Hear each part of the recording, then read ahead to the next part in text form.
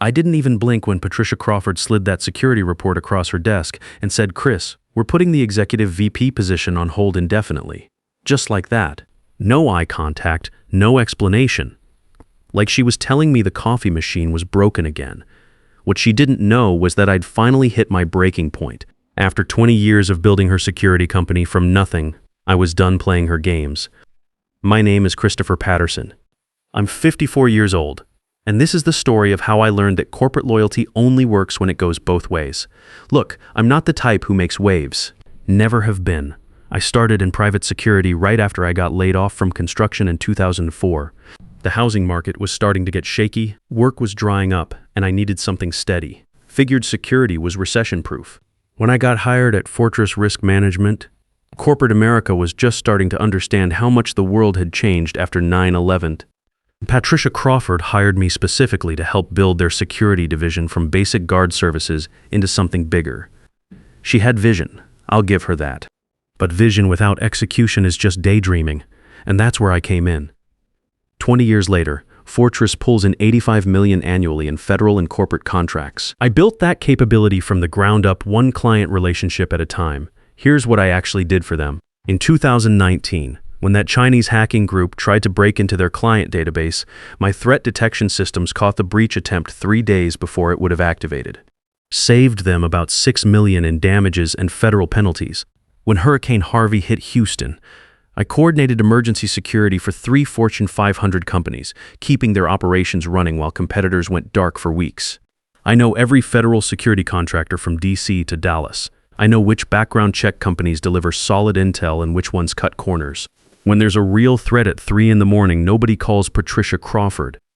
They call me, and I handle it. The thing is, Patricia always showed up for the victory lap. She'd walk into client meetings after I'd already solved all the problems, shake hands with agency directors, and act like she personally designed our security systems. Meanwhile, I'm the one pulling 16-hour shifts and missing my kids' school events to keep her contracts running smooth. Speaking of my kids, that's what made this whole situation critical. My daughter Michelle just got diagnosed with severe spinal problems requiring surgery. The procedure costs $135,000, and our insurance company denied coverage, calling it experimental treatment. My son Tim was in a bad car accident 2 years ago, still needs physical therapy twice a week. The bills keep coming, and his recovery isn't fully covered by our plan. My wife Linda's real estate business took a major hit during the last recession, and we're looking at refinancing our house just to stay current on bills. I'm 54 years old. This executive VP promotion wasn't about my ego anymore. It was about securing my family's financial future before it was too late. For the past 4 years, Patricia kept telling me the promotion was almost ready. Budget reviews, board meetings, corporate restructuring, always some excuse. But she'd pat me on the shoulder and say, "Don't worry, Chris. You're my choice for executive VP. Just be patient while we get the paperwork done. Be patient." I'd been patient for 4 years while doing executive VP work for director pay. Patient while training new hires who made more money than me because they had MBA degrees and 0 real-world experience. Patient while Patricia's son Anthony got fast-tracked to senior director after 14 months on the job. Yeah, Anthony Crawford, fresh out of business school with his strategic management degree, never spent a day running background checks or handling security threats. Kid couldn't secure a parking garage, but he's family, and that's all that matters at Fortress. The meeting that changed everything happened on a Tuesday afternoon in November. Patricia's assistant called me around 2 p.m. saying she wanted to see me at 3:30 for my annual review and career discussion. I figured this was finally it. After 20 years, I was going to get the recognition I'd earned. I put on my good suit, grabbed my performance folder, and walked into her office, ready to accept the promotion we'd been talking about for years. Patricia was reviewing contracts when I came in, doing that executive theater where they make you wait while they handle urgent business, standard power play. I've seen it everywhere from small businesses to corporate boardrooms. "Have a seat, Chris," she said without looking up. "Need to discuss some changes." I sat down, put my folder on her desk, and waited. Finally, she leaned back and gave me that look. The look bosses give you when they're about to deliver bad news but want to act like it's no big deal. "Chris, I'm going to be straight with you," she said. "The board decided to postpone the executive VP expansion indefinitely. Market conditions, federal budget constraints. You understand how these things work. I just stared at her. Market conditions? This is the same company that spent $95,000 on new executive office furniture last quarter. The same company posting record profits for 4 straight years. Patricia, I said, keeping my voice level, we've been planning this promotion for months. The job description was already written. She shuffled her papers. Actually shuffled them like we were discussing office supply orders. Things change, Chris. Economic conditions require flexibility. The board needs to be conservative. CEO refused my executive VP after 15 years. Part 2, continuation. The thing about being 54 in the security industry is that you've seen enough to know when someone's bluffing. When I started this career back in 2004, I was 29 and desperate for work after the construction company I'd been with for 6 years went under. The economy was rough, and I figured security was recession-proof. Turns out I was right about that. Those early years at Fortress weren't easy. I started as a night security guard at office buildings, making $12 an hour and learning the business from the ground up. But I had something a lot of the younger guys didn't have. I'd already learned how to work with my hands, how to solve problems, and how to deal with difficult people from my construction days. Linda wasn't thrilled about the career change at first. We'd just gotten married, and she was hoping for something more stable than security work. But she supported me anyway, even when I was pulling double shifts and coming home exhausted. She'd already started her real estate business, and between the two of us, we figured we could make it work. By 2006, I'd moved up to site supervisor. By 2008, I was coordinating security for multiple locations. When Patricia Crawford offered me the chance to help build their federal contracting division in 2009, I jumped at it. It felt like my big break. Michelle was born in 2007 when I was 37. Tim came along 3 years later. Having kids changes everything about how you think about work. Suddenly, it wasn't just about getting by. It was about building something that would give them opportunities I never had. The irony is that Patricia used to praise my family man approach to business. She'd tell clients that having managers with families made them more reliable, more invested in doing things right. What she didn't mention was that family men are also easier to take advantage of. We've got more to lose, so we're less likely to rock the boat. For years, that worked in Patricia's favor. When she needed someone to work weekends, I was available. When federal contracts required 24-hour coverage, I figured out how to make it happen. When client emergencies came up at midnight, I answered the phone and handled it. Looking back now, I can see the pattern. Every time I delivered results, Patricia would dangle another carrot. Just handle this one more crisis, Chris, and we'll talk about that promotion. Get through this busy season, and then we'll restructure your compensation. Once this federal contract is locked in, we'll make some changes. The worst part was watching Anthony Crawford get hired in 2023 and immediately get placed on the management track. The kid was 26, fresh out of business school, and had never worked a day in the real world. But he was Patricia's son, so he got the corner office, the company car, and direct access to all the clients I'd spent 15 years building relationships with. I remember one particular incident that really drove home how different our situations were. We had a security breach at a client's warehouse in March of 2024. Someone had cut through the fence and tried to access their loading dock. Standard protocol would be to secure the area, review camera footage, and file a report with local law enforcement. Anthony showed up at the scene and immediately started giving orders to my field team.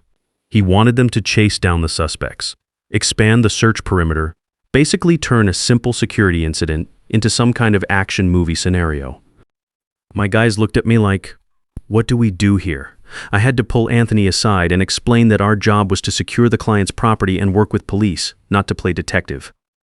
The kid got defensive, started talking about proactive security measures and taking initiative. But when I explained the liability issues and insurance implications, he backed down. The next day, Patricia called me into her office. I figured she wanted to discuss proper protocols and maybe have me train Anthony on standard procedures. Instead, she lectured me about undermining her son's authority and not being a team player.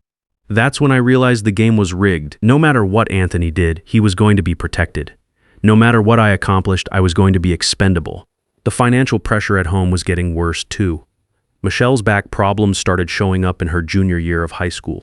At first, we thought it was just from carrying heavy textbooks, but when she started having trouble walking and couldn't sleep through the night, we knew it was serious. The diagnosis was complex spinal deformity requiring surgical correction. The procedure would cost $135,000, and our insurance company took one look at the surgeon's recommendation and stamped it experimental. They'd cover physical therapy and pain medication, but not the surgery that might actually fix the problem. Tim's situation wasn't much better. His car accident in 2023 left him with ongoing back and leg problems. The kid was 21, trying to finish college, and could barely sit through a 2-hour class without pain. Physical therapy helped, but progress was slow, and the bills kept coming. Linda's real estate business had been steady for years, but the market shift in 2023 hit hard. Interest rates went up, inventory went down, and suddenly deals that should have been easy were falling through. She was working twice as hard to make half what she'd made the year before. We sat down one night in October 2024 and looked at our finances. Between Michelle's medical bills, Tim's ongoing treatment, and the regular expenses of keeping a household running, we were burning through our savings faster than I was earning. At 54, I should have been hitting my peak earning years, building up retirement savings and college funds. Instead, I was watching our nest egg disappear while Patricia Crawford told me to be patient. That's what made Stephen Wilson's offer so compelling. It wasn't just about the money, though $138,000 starting salary was almost $50,000 more than I was making at Fortress. It was about working for someone who understood that good people deserve good treatment. The education assistance program was huge too. Pinnacle would cover up to $12,000 per year in tuition costs for employees' children. Tim had 2 more years of college, and Michelle was already talking about where she wanted to go after graduation. That benefit alone would save us $50,000 over the next 4 years, but the profit sharing was what really got my attention. Stephen explained that every employee who'd been with Pinnacle for more than a year got a percentage of company profits distributed as year-end bonuses. The previous year, that had amounted to an extra $8,000 for senior managers. At Fortress, the only people who saw profit sharing were Patricia and her family members on the board. When I walked out of Fortress that Friday in November 2024, I felt like I was finally taking control of my career after years of letting other people make decisions for me. Linda was proud of me for making the move, and even the kids seemed relieved that we weren't going to be constantly stressed about money. The transition to Pinnacle went smoother than I expected. Stephen Wilson had been planning for my arrival, and he'd already identified projects where my experience would make an immediate difference. Within my first month, I was coordinating 3 major federal contracts and overseeing security operations for 12 corporate clients. What impressed me most was how Stephen handled the team members who followed me from Fortress. Instead of treating it like he'd poached talent from a competitor, he welcomed Andy, Jen, Nick, and Brian as experienced professionals who'd chosen to work at Pinnacle. No drama, no awkwardness, just integration into ongoing projects where their skills made sense. The contrast with Patricia's management style was striking. Stephen asked for input, listened to suggestions, and gave people authority to make decisions in their areas of expertise. At Fortress, everything had to be approved by Patricia or Anthony, even routine operational choices that field managers should handle themselves. By February 2025, Pinnacle had won 6 contracts that used to belong to Fortress. Word in the industry was that Patricia was struggling to maintain service levels without the team that had actually been running operations. She'd hired 4 different operations managers in 6 months, but none of them lasted more than 2 months. The thing about security contracting is that relationships matter more than almost anything else. Federal agencies want to work with people they trust. People who've proven they can handle sensitive situations without creating problems. You can't just hire someone off the street and expect them to walk into a client meeting and command respect. That's what Patricia never understood. She thought the contracts belonged to Fortress, but really they belonged to the people who'd built those relationships over years of reliable service. When those people left, the relationships went with them. Today, 18 months after I left Fortress, Pinnacle Security is the fastest growing firm in North Texas. We've got 42 employees, annual revenue approaching $25 million, and a reputation for excellence that brings in new business every month. Stephen promoted me to Senior Vice President last spring, with a salary increase that put me over $150,000 for the first time in my career. Michelle got her surgery in March 2025, covered by Pinnacle's excellent insurance plan. The procedure was successful, and she's back to normal activities, planning for college in the fall. Tim finished his degree and is considering a career in cybersecurity, maybe even joining the family business someday. At 54, I finally feel like I'm where I'm supposed to be. working for people who appreciate what I bring to the table, earning what my experience is worth, and building something that will last. Sometimes the best thing you can do is stop being loyal to people who don't deserve it and start being loyal to yourself and your family. That's a lesson I wish I'd learned 10 years earlier, but I'm grateful I figured it out when I did. CEO refused my executive VP after 15 years. Part 3, current reality, 3 years after leaving Fortress. I'm sitting in my office at Pinnacle Security on a Tuesday morning in February 2027, looking at a problem that money can't solve. The irony isn't lost on me. After spending so many years worried about financial security, I'm finally making the kind of money I always wanted, but facing challenges that are completely different from what I expected. The Dallas Morning News wants to interview me for their Business Leaders to Watch section. Southwest Security today is doing a feature on Pinnacle's growth, with me as the face of the company's operational excellence. The Texas Security Association asked me to keynote their annual conference next month. At 57, I've got the industry recognition that I spent decades building toward. But success brings its own problems, and some of them keep me awake at night in ways that financial stress never did. The biggest challenge right now is something I never anticipated. How do you scale personal relationships in a business that's built on trust? When I was managing 15 people at Fortress, I knew everyone's kids' names, their strengths and weaknesses, what motivated them to do their best work. Now Pinnacle has 78 employees across 4 offices, and I'm realizing that the personal touch that made me effective as a manager doesn't scale to regional VP level. Last month, we had a security incident at one of our corporate accounts. Nothing major, a false alarm that triggered emergency protocols, but it took me 3 days to find out that the responding team had made some questionable decisions. In the old days, I would have known about it within an hour and been on site to handle it personally. Now I've got layers of management between me and the field operations, and information doesn't flow the way it used to. The team handled it fine, and the client was satisfied, but it bothered me that I wasn't connected to the day-to-day reality of our operations the way I used to be. Stephen Wilson keeps telling me that's normal, that my job now is strategic oversight, not tactical management. But it's hard to let go of the hands-on approach that got me here. Michelle is finishing her sophomore year at Texas A&M, studying business administration with a focus on operations management. She wants to join the family business after graduation, which makes me proud and terrified at the same time. Proud because she's choosing to build on what I've created, terrified because the security industry is changing faster than I've ever seen it. Cybersecurity is taking over everything. Physical security is still important, but clients increasingly want integrated solutions that combine traditional guard services with digital threat assessment, data protection, and AI-powered monitoring systems. Michelle understands technology in ways I never will, but she doesn't have the relationship-building experience that's still crucial for client retention. Tim graduated last year and surprised everyone by taking a job with a tech startup in Austin instead of joining Pinnacle. Part of me was disappointed.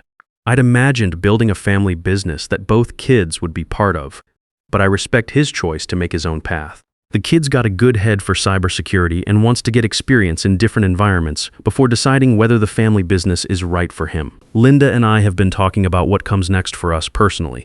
Her real estate business has bounced back stronger than ever, and between my Pinnacle salary and her commissions, we're finally in the financial position we always dreamed of. But now what? We're 57 and 55 respectively. We could start thinking about retirement in 10 years, but neither of us feels ready to slow down. The house is paid off. The kids' education is funded. We've got healthy retirement accounts and good insurance. All the financial goals that drove my decisions for so many years are basically solved. It's weird to reach that point and realize that money was never really the end goal. It was just the tool to get the freedom to choose what really matters. What really matters, it turns out, is more complicated than I expected. I've been mentoring younger security professionals, guys in their 30s and 40s, who are where I was 15 years ago. They come to me with career questions asking about how to handle difficult clients, how to build teams, how to know when it's time to leave a situation that isn't working. The conversations remind me how much I learned through trial and error, and how much I wish someone had been available to give me perspective when I was struggling with Patricia Crawford's broken promises. One of those guys, Danny Rodriguez, is 42 and stuck in almost exactly the same situation I was in at Fortress. He's been with his company for 12 years, doing senior management work for middle management pay, watching the owner's family members get promoted while his career stagnates. We've had lunch 3 times in the past 2 months, and every conversation feels like looking in a mirror from 2024.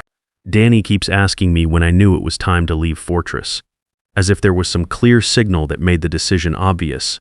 The truth is, I should have left 5 years earlier than I did. I stayed too long because I confused loyalty with fear. I was afraid of starting over somewhere new, afraid of losing the relationships I'd built, afraid of taking a risk that might not work out, but risk is relative. Staying in a situation where you're not valued is actually much riskier than leaving to find somewhere that appreciates what you bring. The comfortable misery of a dead-end job will kill your potential slowly, while the discomfort of change at least gives you a chance to build something better. That's the lesson I try to share with guys like Danny, but it's hard to convince someone to make a move when they're scared. I get it. At 42, with kids and a mortgage and all the responsibilities of middle age, taking a career risk feels dangerous. But not taking the risk is even more dangerous in the long run.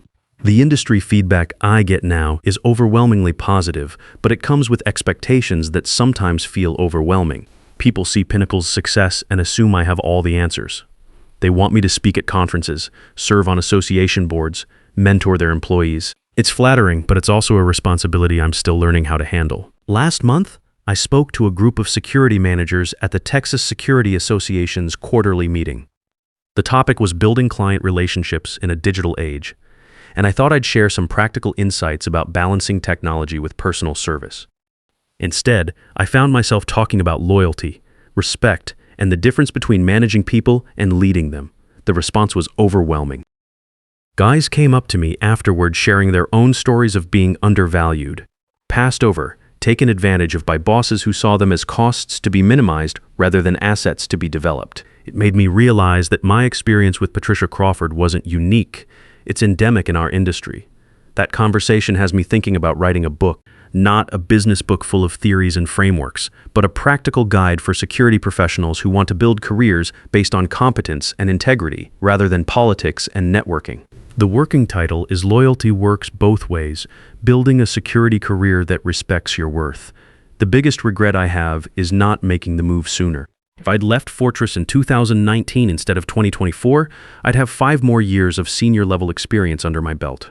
Michelle's medical expenses would have been easier to handle. Tim's college education would have been funded without stress. Linda and I would be even further ahead financially. But maybe I needed those extra years of frustration to fully understand the difference between a job and a career, between working for someone and working with someone.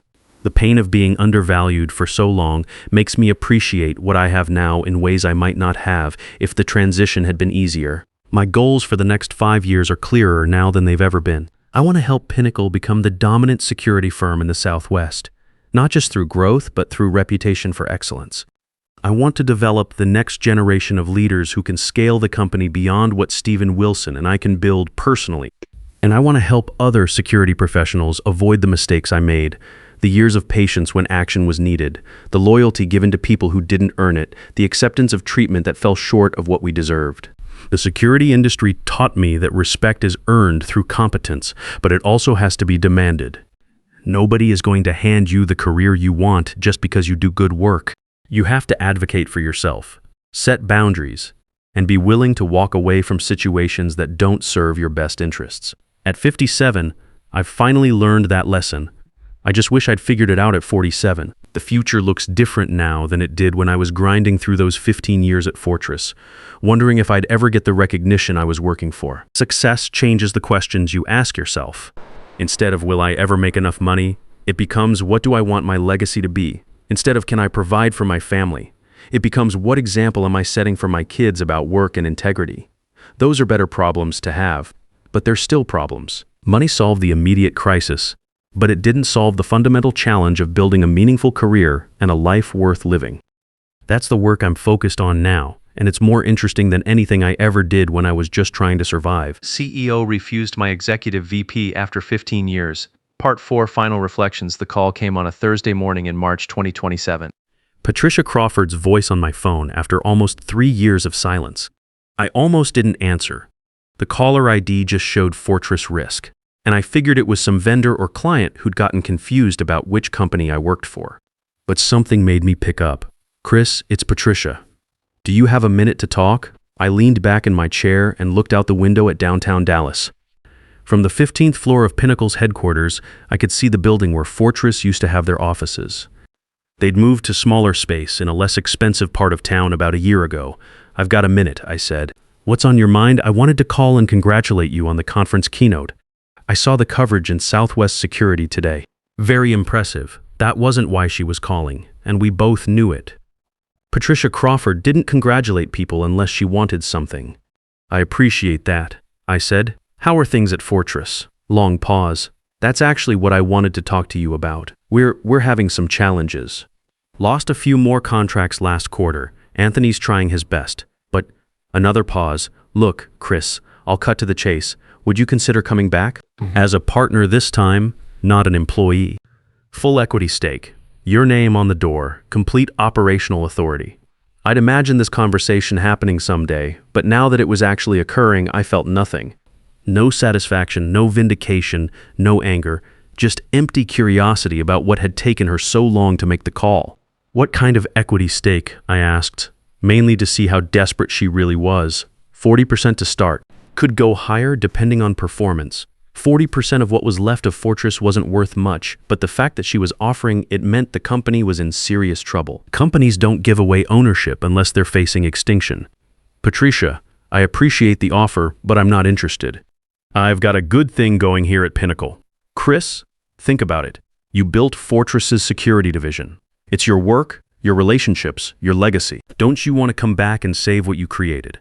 That's when I realized she still didn't understand what had happened. She thought this was about business ownership or equity stakes or getting my name on a door. She thought I'd left because I wasn't getting paid enough or didn't have enough authority. "Patricia, I didn't leave because of money or titles. I left because of respect. Because you spent 4 years lying to me about a promotion you never intended to give. Because you valued your son's comfort more than my family's financial security. Because you treated me like office furniture instead of the person who kept your company profitable." "Chris, I know I made mistakes." "No, you made choices. For 15 years, you chose to take credit for my work while keeping me in a subordinate position. You chose to promote family members over qualified employees. You chose to tell me to be patient while spending company money on executive furniture. Those weren't mistakes. They were decisions that reflected your values." The line was quiet for almost a minute. "What would it take?" she finally asked. "What would make this right?" "Nothing," I said. "There's nothing you can offer that would make me want to go backward. I'm building something new now, something better.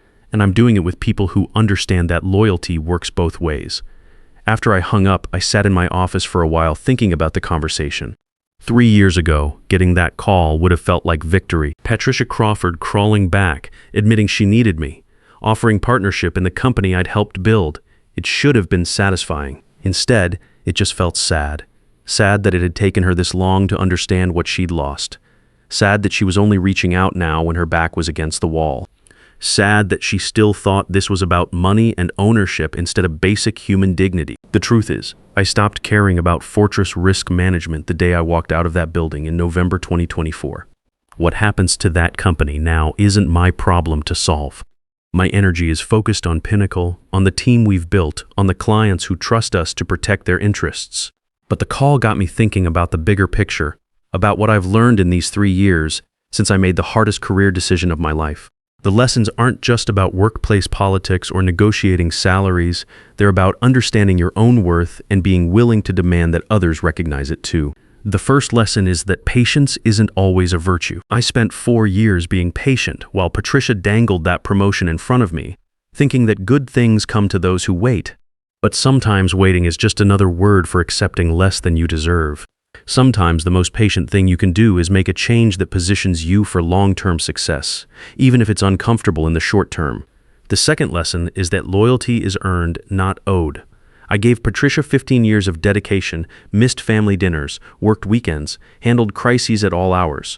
But loyalty that isn't reciprocated isn't loyalty, it's exploitation. Real loyalty exists between people who respect each other, who invest in each other's success, who understand that the relationship benefits both parties. The third lesson is that your skills are portable, but relationships are personal. When I left Fortress, I was worried about losing the professional network I'd spent years building. What I discovered is that those relationships weren't tied to the company. They were tied to me. The federal contacts, the industry connections, the client trust, all of that followed me to Pinnacle because it was based on my competence and integrity, not on the logo on my business card.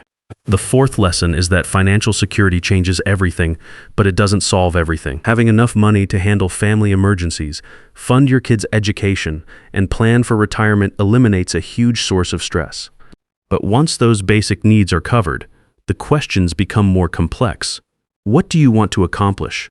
What kind of example are you setting? What legacy do you want to leave? The fifth lesson is that success creates new problems, and that's okay.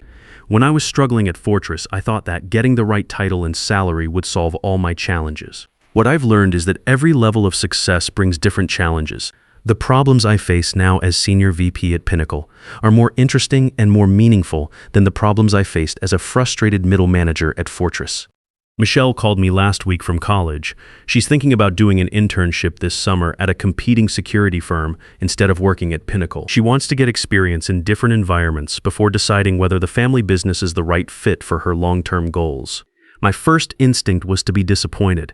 After all the conversations we'd had about her joining Pinnacle, after all the planning around building a family business, she was choosing to work somewhere else. But then I realized she was making exactly the right choice. She's not taking the easy path or the comfortable option. She's building her own career based on her own interests and ambitions. That's what I should have done 20 years ago instead of staying at Fortress out of comfort and fear of change. Michelle is 20 years old and already smarter about career development than I was at 40. Tim texted me yesterday with news that his startup in Austin just landed their first major client, a cybersecurity contract with a Fortune 500 company. He's excited about the technology they're building and the impact they could have on data protection. He asked if I thought there might be opportunities to partner with traditional security firms like Pinnacle on integrated solutions. Both my kids are building their own paths, making their own decisions, learning their own lessons. They're not following the script I might have written for them, and that's exactly how it should be. The best thing I can do as a father is model what it looks like to build a career based on competence and integrity, and then trust them to make their own choices about how to apply those principles. Looking back on everything that's happened since that Tuesday afternoon in November 2024 when Patricia told me to keep doing what I was doing, I'm grateful for every part of the experience. The frustration, the financial stress, the family pressure, the difficult decision to leave, all of it contributed to getting me to where I am today. But I'm most grateful for the realization that came at 54 years old. You don't have to accept treatment that falls short of what you deserve. You can demand better. And if the people around you aren't willing to provide it, you can find people who are. That's not just a career lesson, it's a life lesson. And it's one I plan to keep teaching, whether through mentoring younger professionals, speaking at industry conferences, or maybe even writing that book I've been thinking about. The title is still going to be Loyalty Works Both Ways. But now I know how the story ends. Sometimes the biggest victory isn't getting what you originally wanted. It's discovering you're capable of building something better than you ever imagined possible. The most expensive mistake you can make isn't taking a risk that doesn't work out. It's spending years of your life in a situation where your potential slowly dies while you convince yourself that someday things will change.